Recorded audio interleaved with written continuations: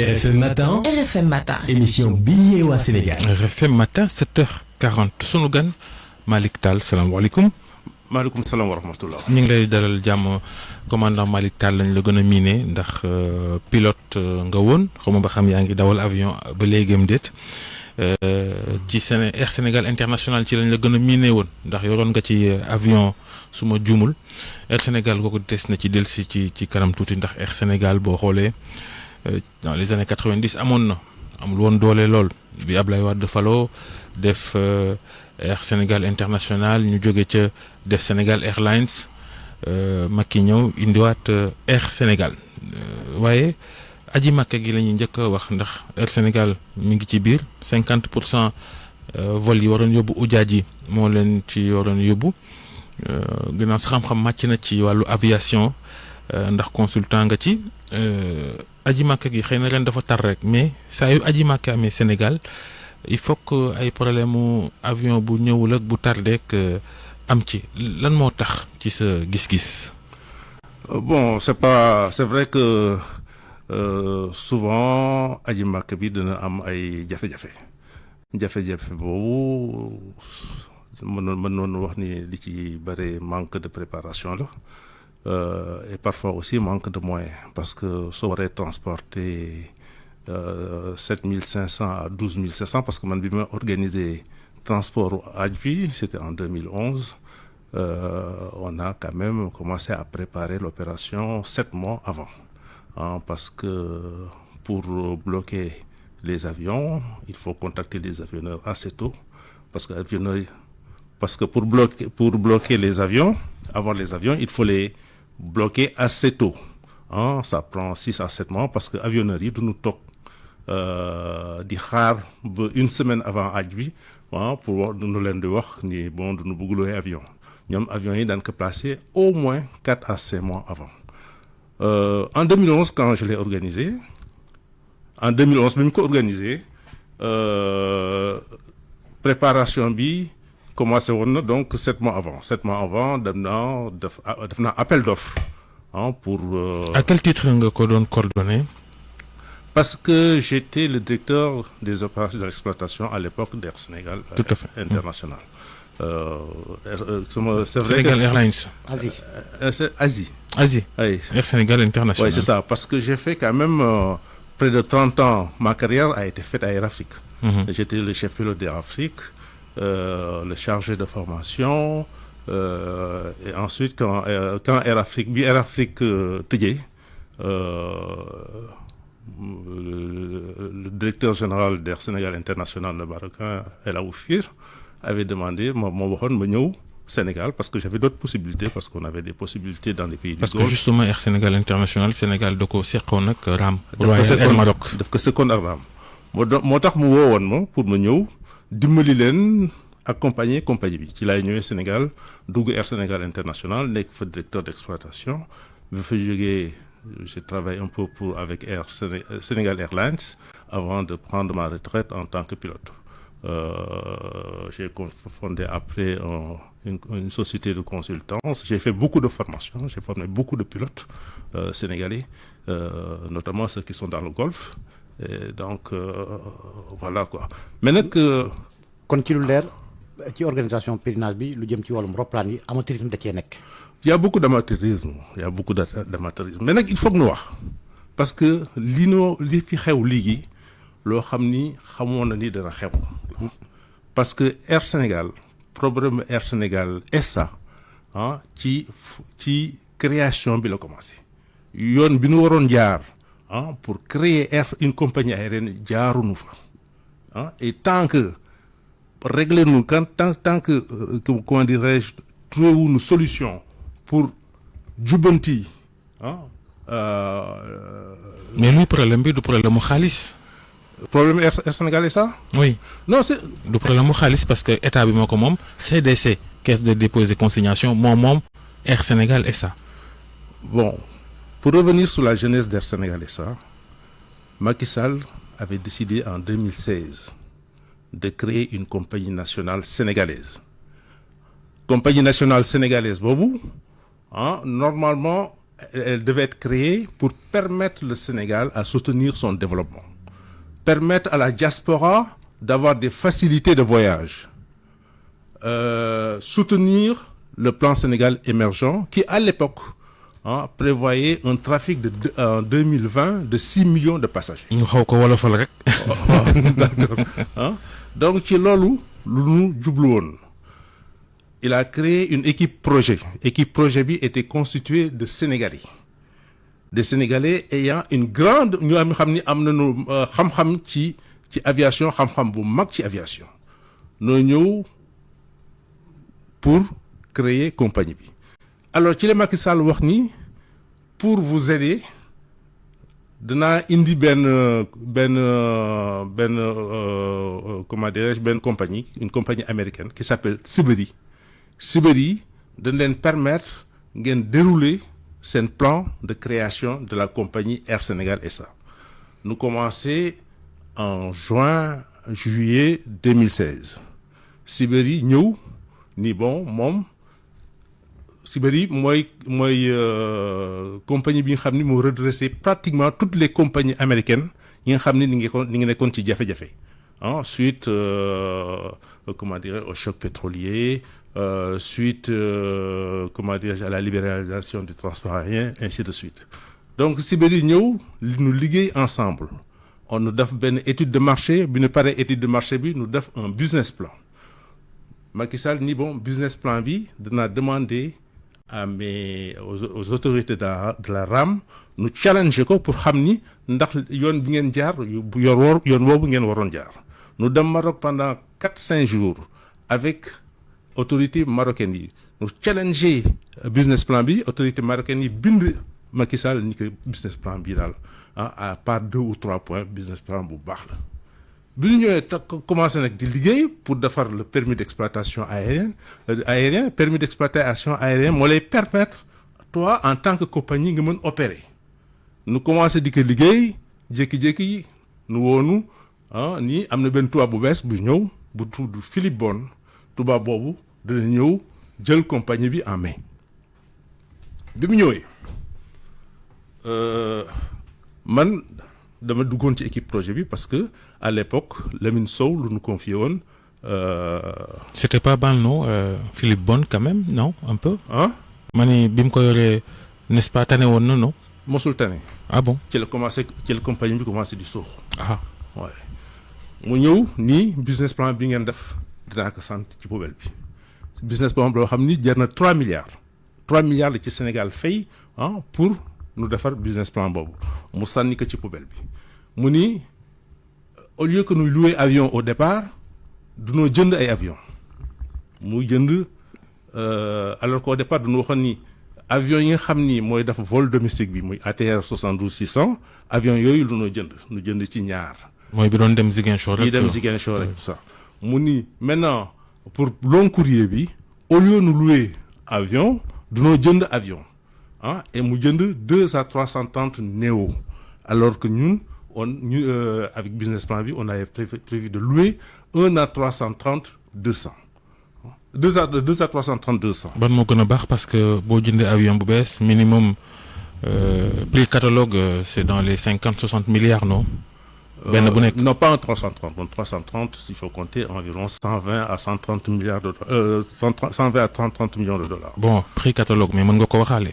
mën nga ko waxaale mais le problème bi sax nekkul woon foofu bu mu waxee ni ñoom parce que ñun ñu tam avion yu bees lu naroon jënd du naroon louer avion yu bees parce que su kenn da nga louer avion su kenn jël nga engagement pour louer avion pendant 12 ans opérateur bi lay louer avion bi da lay jox avion bu bees nga def sa plan d'aménagement cabine ni nga ko bëggee nga def sa équipement moteur ni nga ko bëggee parce que en 12 ans pour ki lay louer avion bi dina amortir donc daf lay jox marge de possibilité pour nga def loolu yëpp mu ñëw jënd A300 Neo mais A300 Neo c'était l'avion à la mode en ce moment-là mais c'était pas l'avion qui était adapté pour le réseau d'Air Sénégal SA li ñu naroon li muy perte dans son exploitation de Paris sur Paris moo ëpp dafa jébbi dayoo parce que avion boobu yaa ngi commencé vraiment di gagner xaalis bu baax a baax à partir de 7 heures de vol le réseau d'Air Sénégal SA avion bi la 330 Neo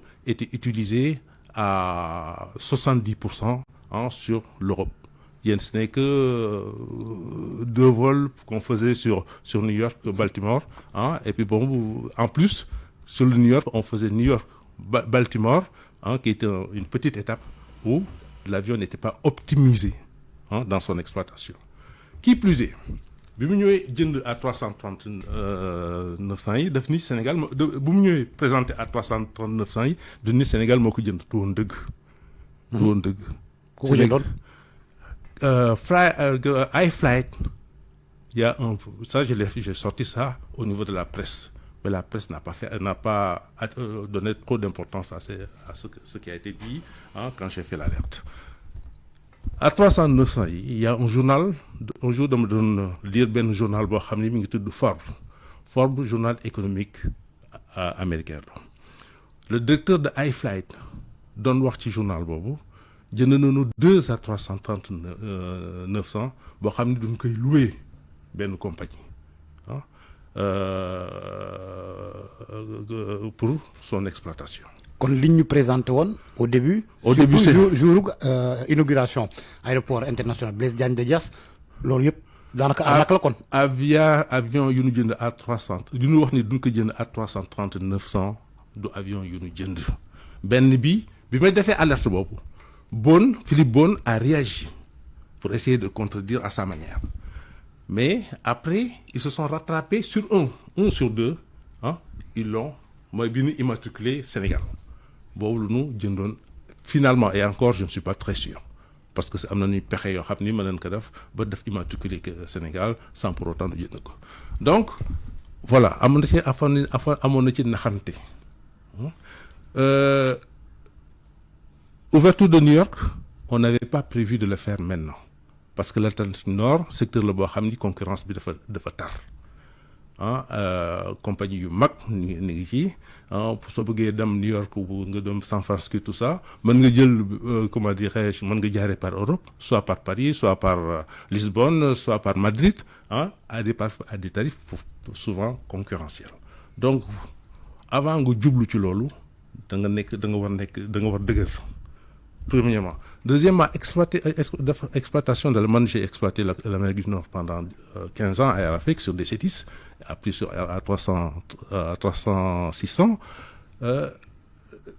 les créneaux horaires sont serrés warloo am jafe-jafe ci exploitation bagage passager dafa am conditions yoo xam ni qui sont des conditions rigoureuses et puis le marché est un marché serré donc ñun on avait dit que on n'allait pas opérer l'Amérique du Nord dans un premier temps et lignes yu ñu war def yëpp doivent être des lignes rentables. Mais on a l'impression que dirigeants yi fi nekkoon Macky Sall en premier y a un peu de mégalomanie c'est-à-dire que bëgg yu rëy ak bëgg tiitaru rek samp compagnie taf te parewuñu lépp.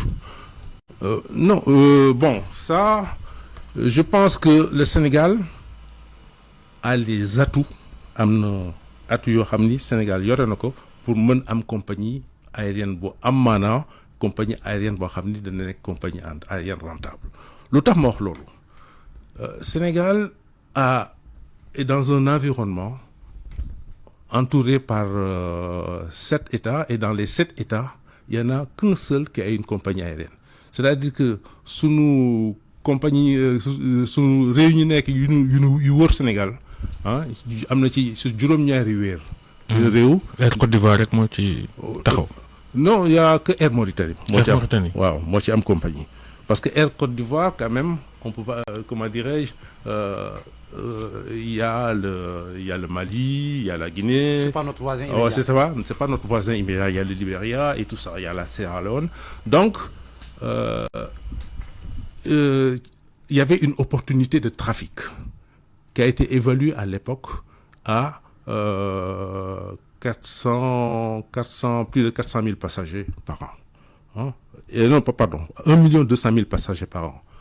Et l'opportunité directe du Sénégal était à 500 000 passagers par an, qui devait générer 1,4 milliard de dollars. Mais ça, donc, da ngay war organiser wu pour pouvoir capter. Organiser wu comment lu ñu war a def te defuñu ko. parce que la Guinée-Bissau, à l'époque, nous avait demandé de venir opérer comme compagnie nationale. Moi, je fais partie des membres fondateurs d'Askai. Am fofu une filiale wala tuddu fa Air Sénégal carrément ci Bissau? Ça, c'est dans les discussions que ça devait se. Mais une chose est certaine, hein, ils avaient demandé à Air Sénégal de venir opérer en tant que compagnie nationale. Maintenant, on pouvait l'envelopper sous forme de filiale, sous forme de succursale et tout ça. Mais, c'est une opportunité qu'on a loupée.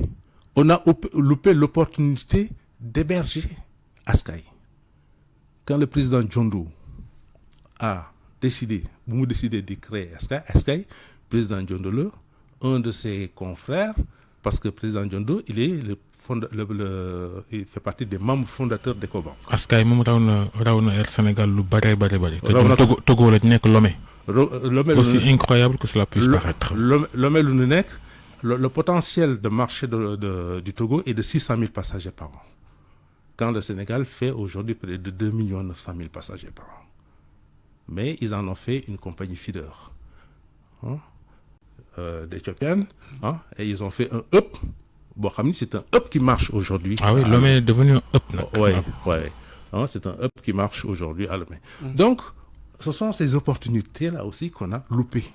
Parce que soubassement création compagnie au Sénégal, malheureusement, c'est un soubassement politique. Hein, politique, moi, lu bare. loolu laa doon wax sànq de Georges bismillah. léegi est-ce que lii waral mbir mi yëpp. du ni Air Sénégal état bi rek moo ci teg loxoom. est-ce que waruñu woon ubbi capital bi comme ça dogal gi du jógee seulement ci politique yooyu. mais Philippe Bon avait promis permettons na nu ubbi capital bi mais capital bi balaa nit def ci. oui mais ça on l'avait fait pour Sénégal Airlines soo doxul hein. Non, mais au Sénégal Airlines, c'est pas qu'on avait ouvert le capital, on avait forcé des privés sénégalais à rentrer dans le capital. C'est la différence. Tout compte fait, ça n'a pas marché. Tout compte fait parce que ça ne pouvait pas marcher. Parce que comment dirais-je, un investisseur pour venir dans la compagnie, il faut avoir un intérêt pour dans la compagnie. Il faut avoir une compagnie. Il faut avoir une idée, dans su fekkee wóoluwoo compagnie bi doo dugg. léegi Air Sénégal gi nu ñu ko mën a sauver nan est-ce que mën na baaxaat dañ ko war a dissoudre toog tëggaat ko wala fii mu toll nii mën nañ ko defaraat. ou pas en 30 secondes. En 30 secondes Air Sénégal pour defaraat ko d'abord il faut faire état des lieux de Sénégal pour xam man maa ngi suivre transport aérien mais li xam ci li nekk ci biir depuis fi la bon nekk fi ba jóge fii ñeneen ñi ñëw dugg fii kooku am na lu loo xam ni ump na ma. Hein? Donc, pour aujourd'hui, il faut nous faire état des lieux. Une fois que nous devons état des lieux, parce que la compagnie B commence à opérer depuis le 14 mai 2018, on est aujourd'hui en juin 2024, ça fait 6 ans. Mosumo 10 état des états financiers certifiés, nous pouvons bien. Mosumo que 10, Mosumo que dég. Ken xamul ci lan lu nek. Donc, il faut que nous fassions l'état des lieux. Sur la base de cet état des lieux, on saura exactement quel est l'état de la compagnie. Hein? Nous avons l'état de la compagnie, c'est en ce moment qu'on pourra faire un plan de redressement pour essayer de... Mais gis nañ à un certain moment ñuy signé ay déggoo ak yeneen compagnie par exemple en Grande-Bretagne est-ce que loolu solution bi la. Non yooyu yëpp c'était pour comment dirais-je vernir la compagnie plus ou moins c'est de la communication. C'est plus de la communication qu'autre chose. Mais du woon loo xam ni vraiment am na maanaa amoon na maanaa pour donc plus de com que de gestion. Il y a beaucoup de com et malheureusement peu de gestion. Le mauvais départ d'Air Sénégal jërëjëf. Commandant Malick Tall ancien pilote nekk consultant ci wàllu aviation jërëjëf Georges jërëjëf Soxna Nata.